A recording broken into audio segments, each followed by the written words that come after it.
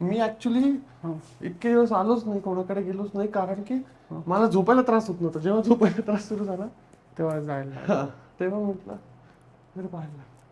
Relax हो बस.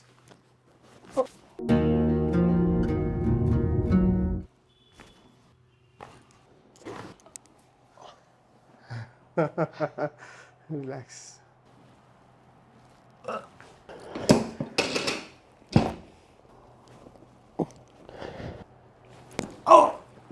Perfect बसला.